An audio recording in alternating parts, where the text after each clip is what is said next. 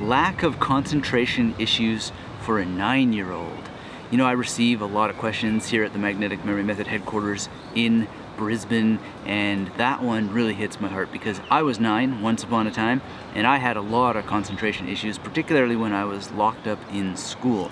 So in this video, I'm going to talk about that a bit and give you some tips from my memory, which is actually pretty profound of the time, and talk about the memory connection to it all, and hopefully help out the parents who are asking me questions like these, because there may be solutions. That's coming right up.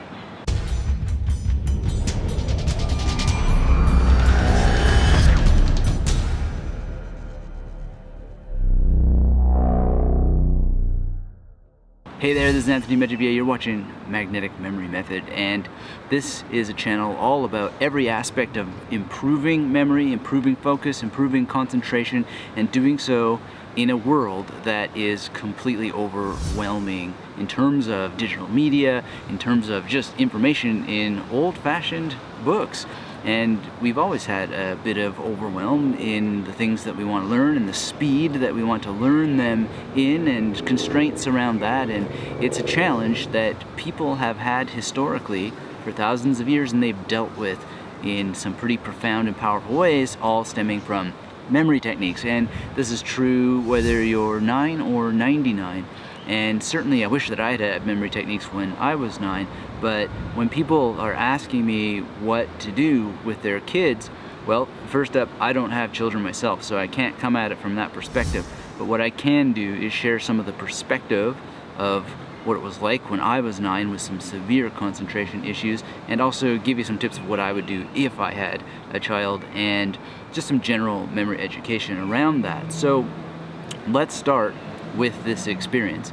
And you know, it was a tough time when I was 9, because I lived in a situation of divorce, alcoholism, and school was also not the greatest situation. Now, I was blessed to have a generally positive school situation, but because of a number of issues that were going on that I think will help any parent to understand, regardless of how stable your family is, because a lot of these problems have nothing to do with alcoholism or divorce. They have to do with what I think ultimately I was really struggling with, and that was food reactions to dietary concerns.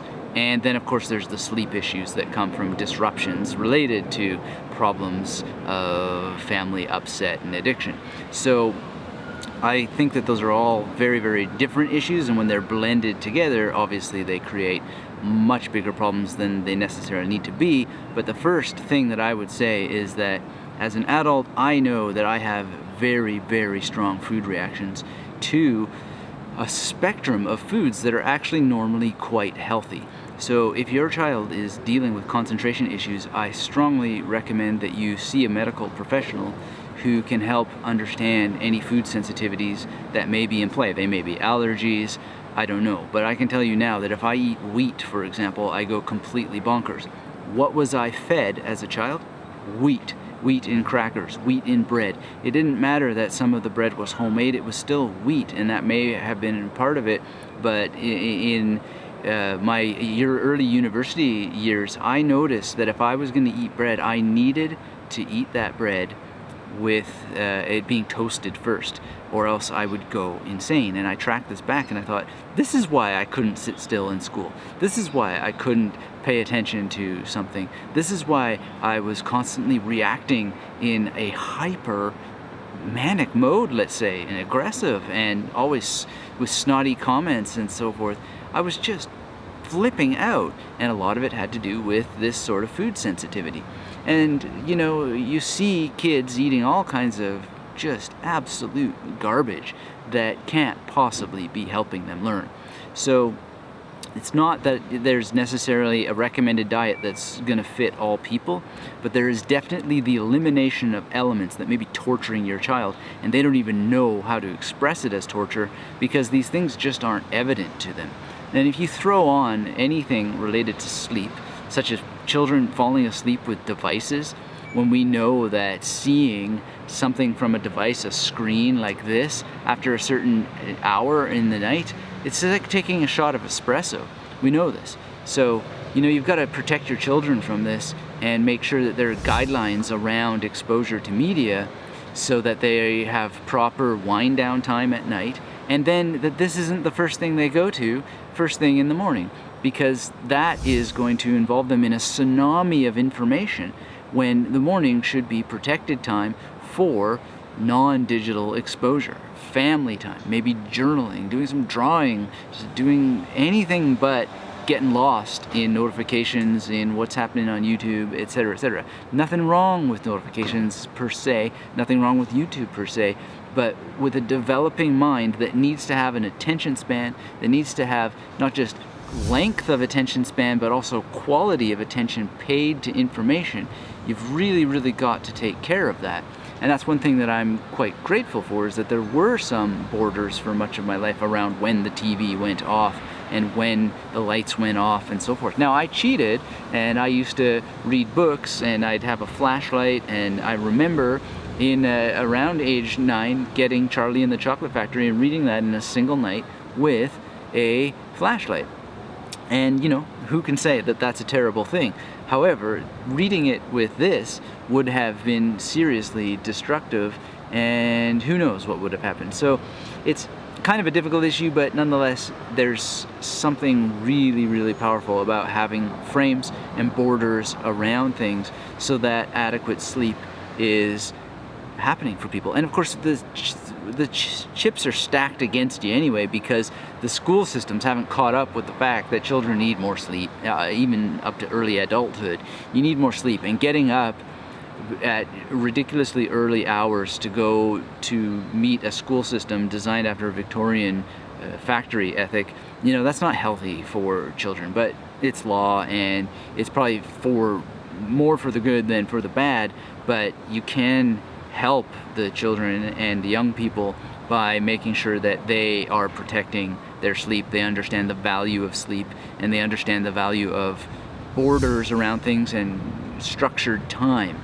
And so whatever morning activities you have, the more you can delay and put structure around when the internet is accessed and when the notifications are accessed and so forth, the better it will be for concentration and focus. Because concentration and focus are muscles. They're profoundly trainable muscles as well, and a lot of that training has to do, as with food, with what you take away. It's not always just managing what's there, but it's also removing. So what are the essentials? What are the high margin things that you can spend time with the greatest pleasure or with the greatest outcome for whatever learning there is, and balanced against whatever technological demands the school is placing and creating on the young person or the child. So that's another thing. And so we got diet, we got sleep, we've got exposure to digital media and so forth. Another thing is access to actual reading material. So I was very blessed in that no one cared about me reading too much, you know, and I don't think that anybody really puts the kibosh on that these days either, but you know, you can encourage it, you can make it actively possible for young people to read. So maybe have a budget for that and an allowance for it, and just take young people to the actual bookstore and be a reader yourself and demonstrate the actual activity itself. When I was a kid in school, we used to have USSR, uninterrupted, silent, sustained reading, and demonstrate that yourself. Readers are leaders, and leaders are readers, and so you can read by leading and lead by reading, and it's really, really powerful and easy to do, and it's very, very good for you from actual books. And I'm not being a Luddite. You can read from Kindle, like I've done it, and there's benefits and virtues to it.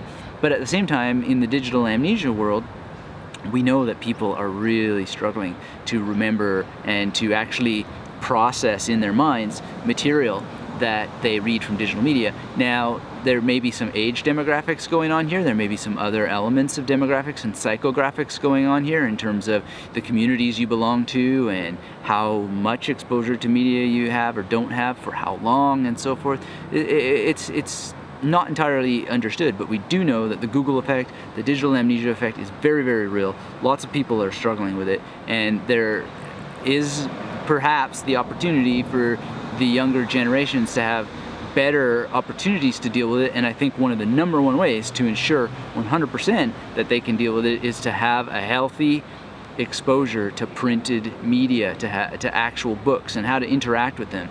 Here's another reason why, and this will help build concentration by knowing how to navigate these kinds of books. But even at this age of time, in the internet era, the information era, we still have so little of human knowledge online. The percentage is still incredibly low. And when I was a professor, I used to tell the students, if you're only doing your research online, you're not doing research. And that hasn't changed. There's so much material that is not online and probably never will be online, and yet it is filled with the knowledge that people need if they want to become expert in a topic, if they even want to have passing fluency in a topic. You've got to get out and actually read material. And material is structured differently in printed books, and you can act upon it differently in printed books. And I'm talking about bibliographies, I'm talking about indexes, I'm talking about how that you actually have an effect when you go and look at a bookshelf, either in a bookstore or in a library, and you see related information around that no search engine is ever going to reproduce in quite the same way, or even in a way that you can reasonably take action on to get a breadth of experience, a breadth of knowledge, and know how to navigate things and do what I call bibliomancy, which is reading. It's not speed reading in any sense of the word, but it's reading en masse. It's reading with greater absorption and connection, and understanding how to make connection, and understanding how to actually have serendipity of connection by exposing yourself to print media in environments where print media flourishes, and then supplementing that with online, but knowing the difference, and knowing that even if everything were still to be online at one point, which is highly unlikely, your brain is not going to interact with it the same way. So I highly recommend reading a book called The Case for Mental Imagery by Stephen Kosslyn if you want to get yourself educated about this. And there's also a YouTube version of one of his lectures, and yes, it's long, it will require some attention span to get through, and that's another point that I have for you, is deeply encourage young people to engage in long content that requires extended conversation or concentration.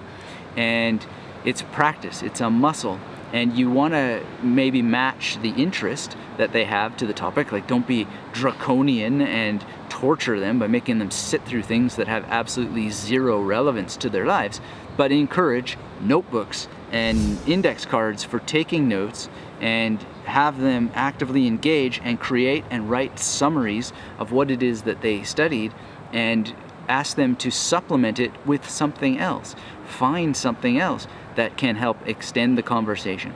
Then Facebook has group opportunities, so I run a lot of secret groups where only people who are interested in engaging are actually able to be there to engage. And we have a great forward momentum because of that. It's using the digital media, but we all have a structured outcome, a place that we want to go, something we want to achieve, something we want to accomplish, and young people have the opportunity to do this as well, and they need to understand that there are these experiences of group study where you can reach an outcome through which you can contribute, from which you can receive, and that will help your memory because you're processing it in a communal way. And in some senses, this is better than showing up at a school and being in a situation where the teacher's like, okay, and picks on you, and then you have to suddenly perform or whatever. Well, here in some of the online settings that you have, you can participate when you're ready, formulate your thoughts in your own way, just so long as you actually do show up and present them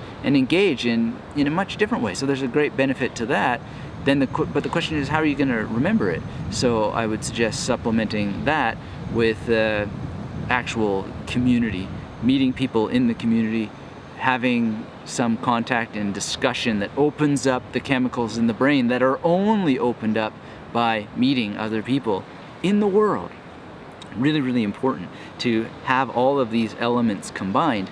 And so if you are struggling and you have a young person of any age, it doesn't matter. We can be 90 years young and have a person in our family that's struggling with concentration.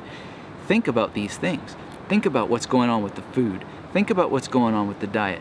in terms of long-term consumption of foods that may be driving that person crazy. What food sensitivities are there? Get an MRT done. It's not that much. It really doesn't cost that much to have your blood studied, and then holy cow, we could actually eliminate a lot of this food that may be the cause of this problem. There's nothing wrong with the person. They don't have behavioral issues. They're flipping out because they're reacting to the food. Sleep, to rehearse. Sleep is so important. It's impossible to stress just how important it is. You've got so much riding on the quality of your sleep for the rest of your life, and that young forming brain, or that brain that's recharging at an older age, sleep is so fundamental. Protect yourself from this. This is one of the greatest blessings that humanity has ever created. It doesn't have to be an Apple product, it can be one of the other ones, but it's a great, great tool. But see it as a tool, and see it as actually something from a pharmacy. The things that are in pharmacies, they are the cure that poisons and the poison that cures. Every medicine can poison somebody, and every poison, well, not every poison, but many of the poisons have curative properties, and you've got to see this as a pharmaceutical device that is at great risk of poisoning you, even if it has curative properties. So keep that in mind, and then make sure that you're actually engaging in long-form content. Be a supporter of long-form content. Be a person who engages in it. Don't do it in a sadistic way. Don't do it in a way that's just going to cause boredom and damage, but find things that are worth paying attention to. Find people you really like to listen to, and get out a piece of paper and mind map, or write linear notes, or juggle information on individual cards. There's a podcast episode I have on note-taking that will give you some ideas about how to scribble, how to capture things from lectures so that you can review them later without, free your memory from the tyranny of having to remember, so that you can then use the memory techniques that I teach later, which is great to use the memory techniques later. Because ultimately what I always teach is, PEACH. PEACH is an acronym. It means practice encoding at calm hours. And it's super, super powerful for you to have that as a way of capturing information and then later doing the encoding, and you'll generally have a better time using the memory techniques as a result. And then of course, make sure you have some kind of group activity, discussion activity with serious contenders, people that actually care about this stuff. And at every age level, this exists. Start a memory club and a learning club at your school if you're a student watching this and it doesn't exist. Whatever doesn't exist, go out and create it. Create the world you want to see that favors the longevity of your brain, and make sure you're using both the assets of the online technology that we have and meeting people in real life to supplement this. And then real books, please. Not to be a Luddite, and Ludditism is an interesting topic, but this isn't about anti-tech. This is pro-technology. It's about finding balance and understanding how the brain works, understanding that there's a one-to-one correspondence between things in space, information in space, and how information enters the brain, how that it is encoded by the brain, and how that you can maximize its ability to do so by externalizing in a bigger space, because these screens are getting smaller and smaller and smaller, and the smaller they get, the more that the brain is struggling with digital amnesia. Now, on the matter of digital amnesia, I'd really like to invite you to a webinar I'm holding called the Digital Amnesia Takedown, and it's going to teach you 3 ways that you can learn more, learn faster, and remember it. Remember what you learned, so that when you spend time learning, you're actually going to remember it, and it's in addition to what we've talked today. To get on this webinar, go to magneticmemorymethod.com/data, which is DATA, an acronym for Digital Amnesia Takedown. And you just go there, register up, and you will have a time and join the call and be part of this discussion. Learn what it takes to improve your memory, and learn what it takes to deal with this digital overwhelm, and learn how your brain works. We're going to inform you of how that all of this works, so that you have an absolutely wonderful setting and understanding in order to take control over digital amnesia, because digital amnesia unfortunately has another name, which is digital dementia, and we don't want that. We can have the best of both worlds. We can have technology at any age serve us and not be the ones serving it. So if you were on one of my recent YouTube live calls, one of the questions came up about who is this technology really serving, and it's the old rich get richer, poor get poorer kind of thing. If you want to be on top, you've got to know how to manage this stuff in your life and make sure it's serving you, your learning goals, serving your memory instead of eroding it, serving the communities that you want to live in instead of pulling them apart, and ultimately making a world that we want to remember.